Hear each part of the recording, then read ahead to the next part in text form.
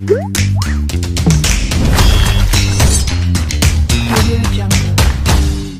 की ना आपली अळूवडी एकदम सुंदर आणि हे एकदम कमीत कमी अशा साहित्यात बनणारी ही अळूवडी आहे आणि त्याची रेसिपी बघा तर एकदम सोपी आणि साधी आहे आणि कमीत कमी इन्ग्रेडियंट मध्ये होईल अशी आपली ही मराठमोळी रेसिपी आहे जिचं नाव आहे अळूच्या वड्या। आधीची आपण जी रेसिपी बघितली होती ना त्यापेक्षा कितीतरी पटीने ही सोपी आहे, करायला एकदम इझी आहे। चला तर मग याची रेसिपी बघूया। आणि तुम्हाला माहिती आहे का, तुम्ही माझ्या त्या व्हिडिओला खूप छान प्रतिसाद दिला होता। मी अपेक्षा करते की तुम्ही ह्या सुद्धा व्हिडिओला नक्की मला प्रतिसाद द्या आणि हो तो सुद्धा व्हिडिओ नक्की बघा आणि हा व्हिडिओ तर आवर्जून बघाच बघा। त्याची लिंक मी तुम्हाला डिस्क्रिप्शन बॉक्स मध्ये देते। सुरुवात करूया आपल्या रेसिपीला। इथे घेतलेलं आहे मी 1 वाटी तांदळाचं पीठ, 1 वाटी बेसन घेतलेलं आहे, हळदी पावडर घेतलेली आहे, चवीनुसार मीठ, लाल तिखट मसाला मी 2 चमचे घेतलेले आहे आणि इथे घेतलेला आहे गरम मसाला। त्यानंतर इथे मी शिरा काढून अळूची पानं सुद्धा घेतलेली आहेत आणि इथे घेतलेलं आहे हे आमसुलाचं पाणी। इथे मी हे अळूची पानं घेतलेली आहेत, ती आता मी बारीक अशी कापून घेते, दाखवते एकदा।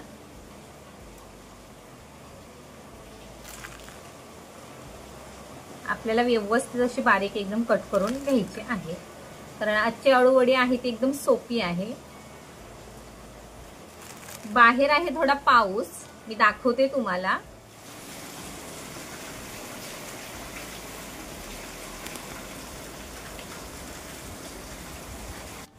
त्यामुळे थोडासा आवाज माझा असा क्लिअर येत नसेल।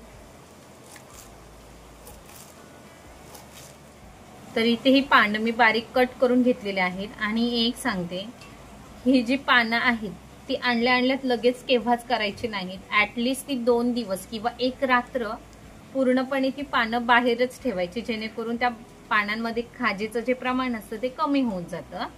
2 प्रकारामध्ये असतात, पण अळूच्या या पानांना सुद्धा बऱ्यापैकी खाज असते। तर 1 रात्र तुम्ही ही पानं बाहेर तशीच ठेवून द्या आणि दुसऱ्या दिवशी करायला घ्या जे काही अळूवडी किंवा अळूचं फतफत जे काही कराल त्यासाठी। तर आता आपण यामध्ये सर्व जिन्नस टाकून घेऊया। तर सर्वात प्रथम मी तांदळाचं 1 वाटी पीठ घेतलं होतं ते त्यामध्ये ऍड करते।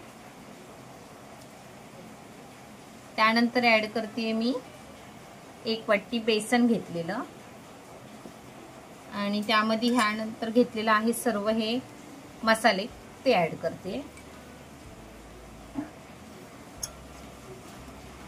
आणि यातच मी जे आपण आमसुलाचं पाणी घेतलं होतं ते टाकते। आता आपल्याला हे पाणी घालून व्यवस्थित मळून घ्यायचं आहे। पाणी एकदम नाही घालायचं आहे, थोडं थोडं करून पाणी आपल्याला मळून घ्यायचं आहे। तर इथे हे पीठ मी व्यवस्थित मळून घेतलेलं आहे। आता याची मी रोल करून वाफवायला ठेवणार आहे। तर आपण आता याचे रोल बनवून घेऊया। हा इथे मी एवढा पिठाचा गोळा घेतलेला आहे आणि एकदम सोपी अशी पद्धत ही आहे। रोल बनवून वाफवत ठेवून डायरेक्ट त्याच्या वड्या पाडायच्या। तर आता सेम प्रोसिजरने मी दुसरे पण रोल तयार करून घेते। तर मगाशी मी इथे पाणी उकळायला ठेवलं होतं, तर तुम्ही सुद्धा तेच करा। पाणी आधी उकळायला ठेवून मग बाकीची प्रोसिजर पटपट करता येते। आता मी यावर जे आपण रोल बनवून घेतले होते ते मी उकळायला ठेवते। आतापासूनच वाफ यायला सुरुवात झाली आहे। तर आता आपल्याला हे व्यवस्थित झाकून घ्यायचं आहे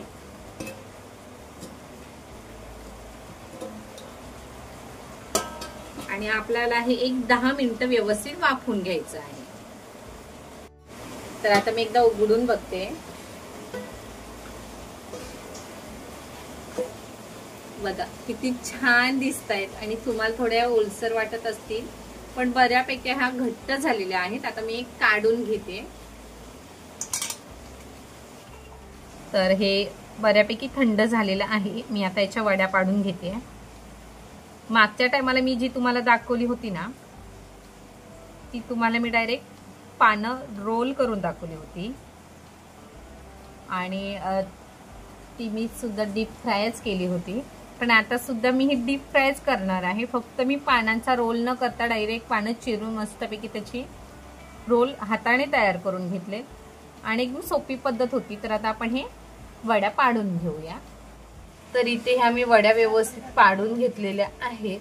आता आपल्याला हे व्यवस्थित डीप फ्राय करून घ्यायचे आहेत. तर आता आपण ह्या फ्राय करून घेऊया.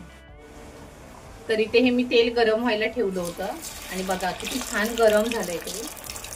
आता एक एक करून सोडून घेते.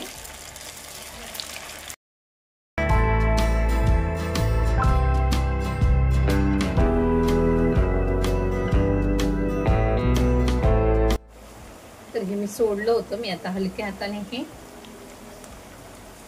परतवून घेते.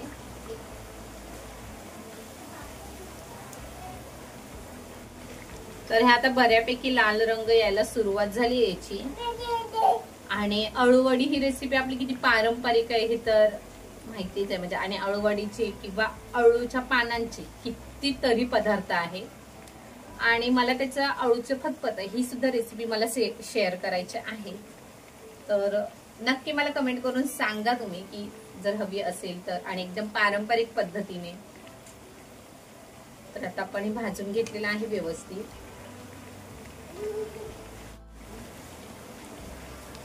तर आता आपण हे भाजलेले आहेत. मी एखाद मिनिटवर जास्त भाजून घेतले असतील. आता आपल्याला हे काढून घ्यायचे आहे आणि त्याच पद्धतीने दुसरे सुद्धा भाजून घ्यायचे आहेत.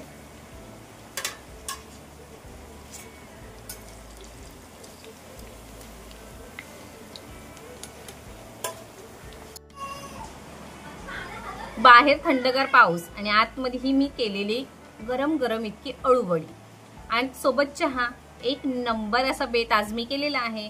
जर तुम्हाला ही व्हिडिओ आवडली असेल तर नक्की व्हिडिओला लाईक करा, चॅनलला सबस्क्राईब करा आणि आपल्या मित्रांसोबत शेअर करा. आणि म्हणजे तुम्हाला चुलीवरील नवनवीन रेसिपींचा आस्वाद घेता येईल. धन्यवाद.